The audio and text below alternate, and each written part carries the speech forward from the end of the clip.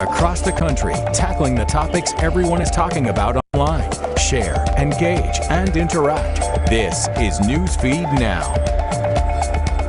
Good morning and happy Thursday. Thanks so much for joining us for Newsfeed Now, or Friday Eve, Friday Junior, whatever you want to call it. I'm your host, Hillary Hunt. In today's show, we're taking a look at how an increase in anti-Asian semantics is impacting a lot of businesses, and a daycare under investigation after a 3-year-old, we're told, was left outside in the freezing temperatures. And you're going to find out how a ballerina went viral on TikTok. But some news that was just breaking this morning that we're finding out about, we want to tell you about. It's developing. We've been told Lady Gaga's dog walker was shot Wednesday night, and 2 of the star's 3 French bulldogs were stolen. That's what reports are saying. Ryan Fisher had been walking the dogs Kojo, Miss Asia, and Gustavo around 10 p.m. when he was shot outside of his California home. This is all according to Daily Mail. He was taken to a hospital and is now said to be recovering well. Kojo and Gustavo, get this, were stolen.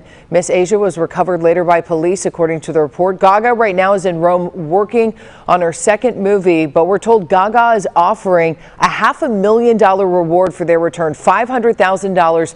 No question asked. Anyone who has the dogs can email this email address that you're seeing on the bottom of your screen right now. It's unclear whether Gaga's dogs were actually specifically targeted, but of course we're praying for her dog walker as well, who's on the mend this morning. And we want to talk about a story out of California that's gaining a lot of attention right now. The owner of a Sacramento butcher shop is looking to get some help identifying the man who left a dead cat in their parking lot Monday night. She says the past year has been really difficult because of an increase in anti-Asian sentiment directed at businesses. Dan Shanahan has that story. Check it out. Matt Butcher Meat Company has been in business for more than 30 years in Sacramento, the last 5 of those years on Florin Perkins Road. We're just trying to make a living, and just that's all we're trying to do here. We're just trying to sell meat. That's it. Kelly Shum now runs the business her parents founded, and she says this last year has been difficult because of an increase in anti-Asian sentiment directed at the business. It's always something about you guys are dirty or you're diseased. And we get calls all the time do you guys sell bat soup? I feel like I have to work 40 times as hard to be kind of seen as on the same level as the other butcher shops in the area. So we increased our social media presence. We hired a security guard who you see out front now. That's why most butcher shops, when you go in, you don't see a security guard at the very front. Monday evening, even with the security guard on duty, somebody left a disturbing delivery in the parking lot of the business. Shum says the man first made a cash purchase inside the store. That's him right there. She identifies him as the one with gray hair standing at the counter in this security video.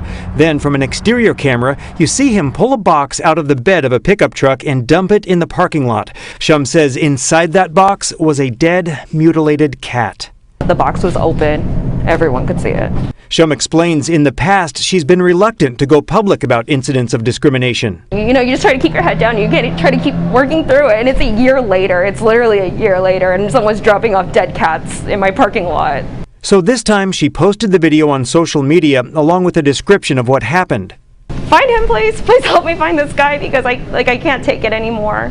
Fox 40 reached out to Shum after seeing the social media posts. I kind of looked at your phone number for a little bit, and I didn't really want to call you back. But ultimately, she decided it was time to speak out.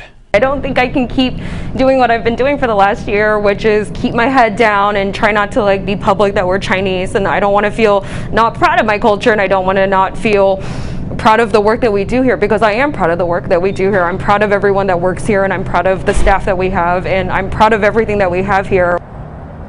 Horrible stuff there. We hope they can find who's responsible. No one should have to feel like that. Well, let's talk about this. An iconic electronics store going out of business. You may know it. Fry's Electronics is permanently closing the doors of all of its stores nationwide. The company had 14 stores in California, 8 in Texas, 2 in Arizona, and 1 store in each of Georgia, Illinois, Indiana, Nevada, and Washington. So you've probably seen the store. The company has changed its website. So now all it reads is this goodbye message, in part saying after 36 years in business as a one-stop shop and an online resource for high-tech professionals across 9 different states and 31 stores, Fry's Electronics Incorporated has made the difficult decision to shut down its operations and close business permanently as a result of all the changes in the retail industry and the challenges faced by the COVID-19 pandemic. A lot of businesses going through the same thing there.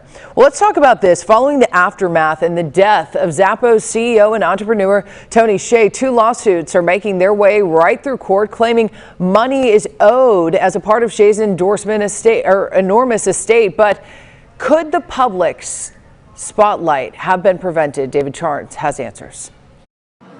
Companies, properties, and more, all owned by the late Tony Hsieh, all estimated to be worth more than $800 million. There's always ways to think bigger or think differently. In the months since Hsieh's unexpected death, 2 lawsuits focus on all that wealth and who may be entitled to some of it. The process unfolding out in the open because Hsieh had no will. It's surprising, and then it's not, because we see it happening all the time. Shane Jasmine Young is an estate attorney based here in Las Vegas. I'm sure he didn't realize that this is probably, the result, or that this would be the result of not having any planning.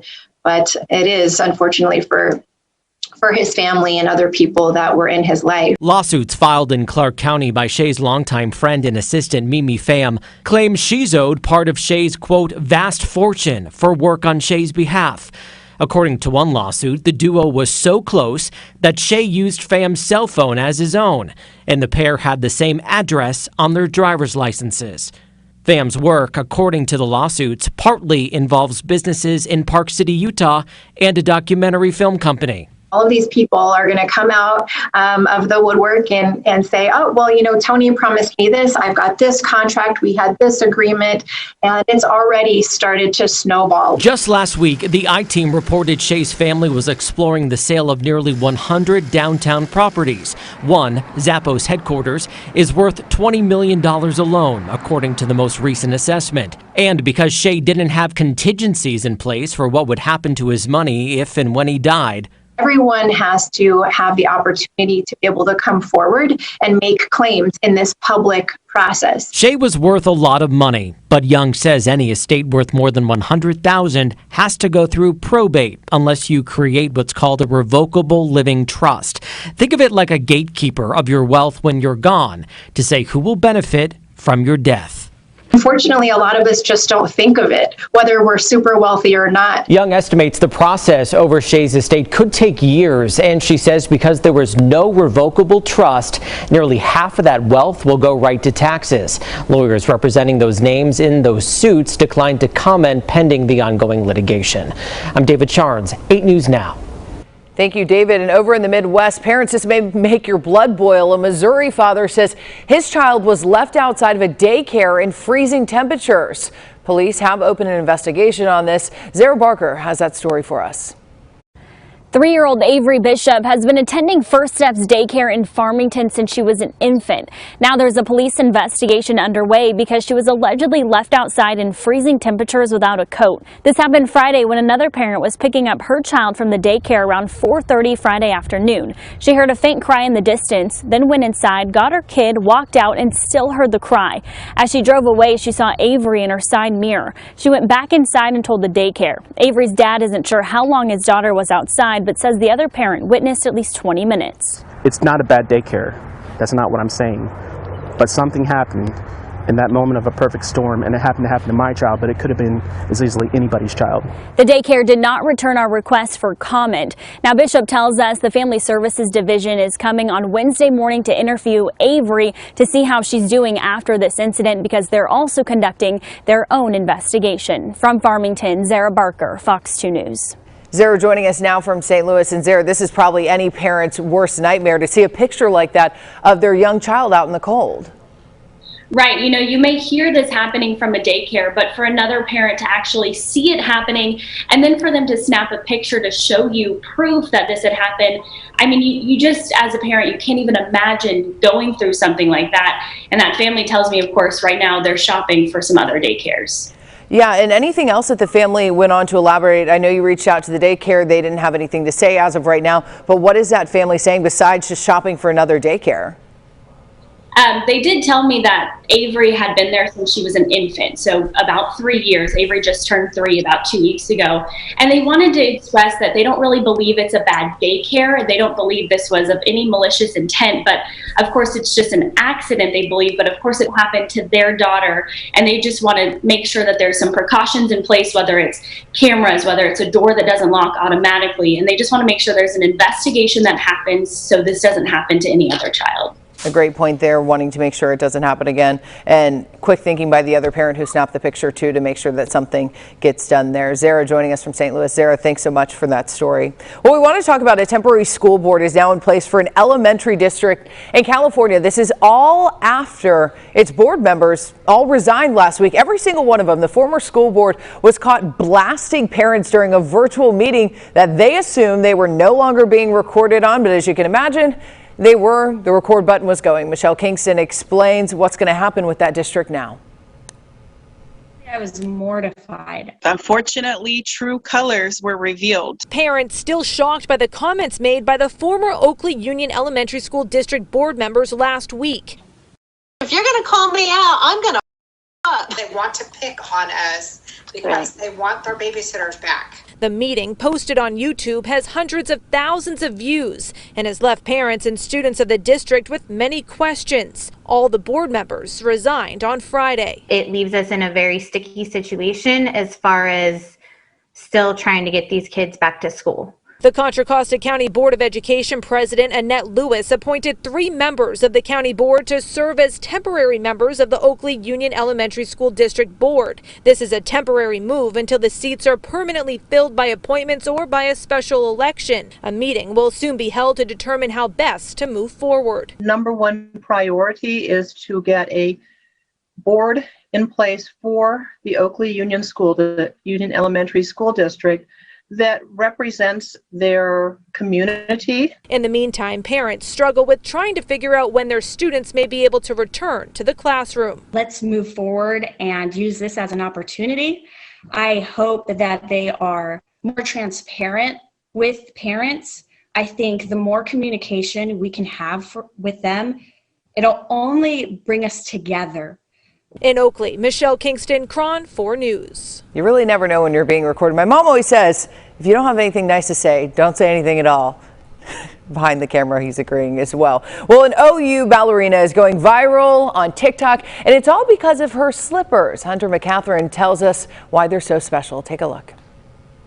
An OU ballet student has gone viral on TikTok. Her video, garnering over 1 million views, captured a special moment.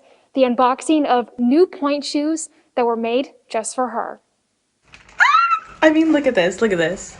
It's like my skin tone, it's brown. I can't wait to wear these.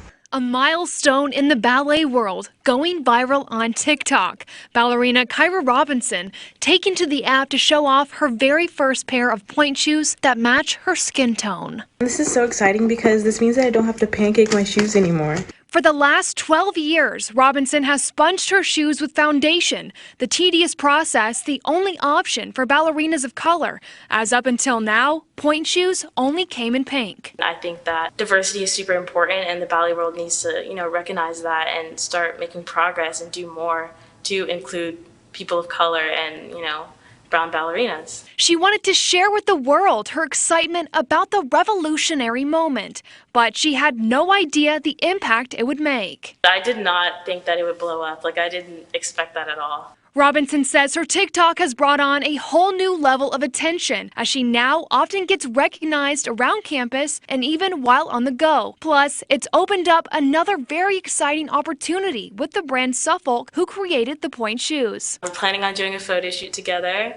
Yeah, I'm really excited about that because I love Suffolk. I love the company. They're really great and they're really great people as well. In Norman, Hunter McCatherine, Oklahoma's News 4. Let's bring in Hunter joining us from Oklahoma City. Hunter, I love this story, and it's so amazing to see how something on TikTok, something she was doing all the time that she shared with the public, really garnered the attention of that company, so much so that they wanted to make a change.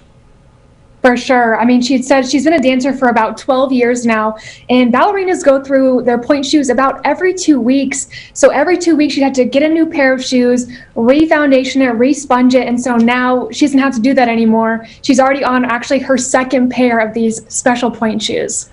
And obviously something a company probably didn't even think about until she brought it to the forefront. For sure, yeah. I mean, she told me that actually there needs to be more inclusivity in the ballet world, because there are more ballerinas of color that have to do this, and there just has never really been an option for them. And so whenever this company decided to actually make these shoes, her mom said, you know, why don't you put this on TikTok, because you're obviously so excited about it. And then when she did, she obviously never expected it to go viral, but I mean, it has over 1 million views now. Definitely an inspiration. Obviously, the company loves her as well. She's excited to be a part of that photo shoot. We applaud her too and wish her the best of luck in her dance career as well. I love that story. Thanks so much, Hunter, joining us out of Oklahoma City. Thanks so much, Hunter. Well, get this. Before we go, this is really unique. A bird watcher in Pennsylvania spotted what he called a once-in-a-lifetime bird encounter, cardinal, with 2 colors that's half male, half female. James Hill said he spotted a rare cardinal that's half male, half female on Saturday. You're looking at it right there. The bird's right side is red, like the male species, and the left side is a brownish white, like the female cardinal. Scientists say the egg from each bird developed likely, and it had 2 sex chromosomes instead of just 1. So in theory, the cardinal could mate with either a male or a female. And you know, for avid bird watchers out there, that's a once in a lifetime thing. And way to snap that picture. That's a cute bird too. Well, thanks so much for joining us for Thursday's edition of Newsfeed Now. We're going to be right back here to kick off your weekend right with the Friday edition of Newsfeed Now. I hope you join us right back here, same time, same place, talking about all those trending stories across the country. Bye.